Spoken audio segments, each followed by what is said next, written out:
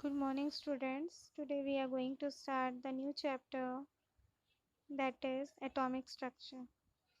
As last class we had studied about the matter, there we had studied about the mixture, atoms. Okay, now we are going to learn about the atomic structure. When we talk about the atomic structure, what all things we look around us, that all objects having different shapes, size, color and texture. Each and every object is different from each other. Some are made up of very tiny particles, some are made up of larger particles and so on. Some will have different type of fragrance, okay, that is hard or mild, it depends. Some can be detected by adding with water, some directly can be detected. Here children, the first experiment is given or activity, you can say that dissolve 2-3 crystals of potassium permanganate in 100 ml of water. When you are dissolving, what happens? You will get certain colors. Then what you have to do children, take 10 ml of the solution, add it into 90 ml of water and so on you have to do. So that what you will get, that will be your diluted solution. You can see in figure number 1, the first one, that is normal water, blue color. Then we had added 2-3 crystals of potassium permanganate, it becomes purple pinkish color. Then 10 ml we had transferred, and at last you can see the fifth one, that is light pinkish purple color one. So that will be your diluted form of potassium permanganate solution.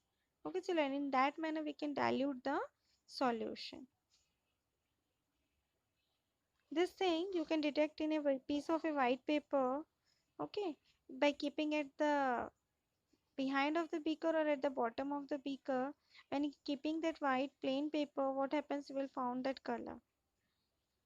Now this is our activity which is going to show how the potassium permanganate solution is going to be diluted, and how from a large volume of water it had been converted into a aqueous diluted form. In this case, actually what happens children is the potassium permanganate particles what we had taken, that is 2-3 crystals, that is going to be diluted. After that it is converted in the form of atom and molecules. So atom is the fundamental particle and it will migrate from one to another.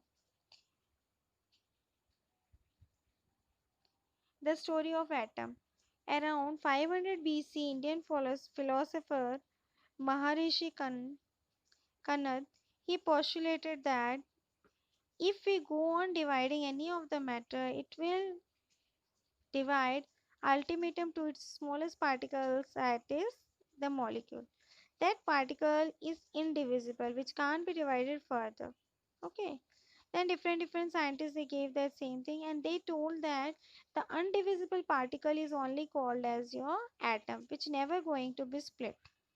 The last point of the division of any of the complex particle is in the form of your atom.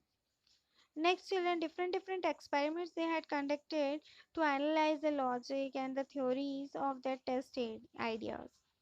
Then they had told about so many popular experiments of atomic theory. Okay children. And they also told about the chemical reaction in the year 1799. A French chemist, he had told about the chemical compound, that each chemical compound is made up of element with a definite proportion of mass. Randomly we are not mixing. If randomly we are mixing, that will be your mixture. But when we talk about the compound, it is having a fixed ratio. John Dalton was a school teacher and a scientist. He had told about the atomic theory, and he had put so many efforts to explain about the Dalton atomic theory. What all points he had postulated? He postulated that all matter is made up of atoms, that is, the tiniest particle which can't be divided is known as your atom, the indivisible particle. Okay children, then it is the smallest particle which can't be created nor be destroyed, but it can be transformed from one form to another. Next one, its properties are identical, that is related to the mass and chemical properties. Different atoms of different elements have different masses as well as the chemical properties. Okay, different atoms of different elements means What all the composition will be there, as per that their mass and chemical properties are going to be varied. Next thing children, it is given about that atoms are going to combine at different ratios. Some may combine in small quantity, some may combine in large quantity. It depends that which type of compound is going to be formed. Their numbers are constant and they can discover the compound. Next is children, Dalton's law of multiple proportion. What he had said? He had said that suppose one example is given, 3 gram of carbon reacts with 4 gram of oxygen to form carbon monoxide. Carbon monoxide means CO. Okay children. Then 3 gram of carbon reacts with 8 gram of oxygen to form carbon dioxide. So two different compounds, two different ratio, but the basic elements are same. That is both the reactants are carbon and oxygen, but their amount had been varied. Then at the meanwhile, 8 gram of oxygen is just double of the 4 gram of your oxygen. So the combination of different elements at different ratio at different proportion will form different compounds, and their numbers are the multiple of your atoms, which is indivisible. Later he had told about the law of multiple proportion. Okay, he told that when two elements are combined and it will form a new compound, then the ratio of the masses of the elements will combine will have a fixed mass. So that is, suppose you take the example 1 is to 2 ratio or 4 is to 8 ratio, that too is same, just double the number had been. But what happens? The actual ratio is same. 4 is to 8 you take or 1 is to 2 you take. When you will calculate the simple form, it will be your 1 is to 2 only. Okay, children. So that postulation was given by the John Dalton. The next one, in atom, as it is indivisible, we can't divide it further. So for that, different rules and regulation had been came, and they had conducted various types of experiments related to the matter. J.J. Thomson, a J.J. Thomson, a British physicist, he told about that Goldstein observed when a sufficiently high voltage is applied across the electrode of a glass tube filled with gas at low pressure. And what happens? The shiny rays are going to be emitted towards the cathode. He told about the positive and negative rays, that is the cathode and anode rays. He had put it two electrodes, both the sides, that is cathode and anode, and he had applied a voltage.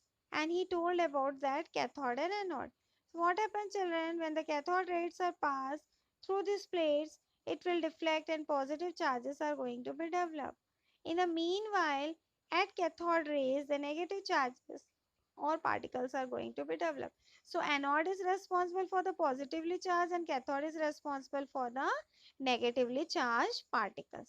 See here, one figure is given, figure number 2. Both the ends, one is your cathode, another one is your anode. A discharge tube is there in direction of the cathode. It is going to travel in a straight line.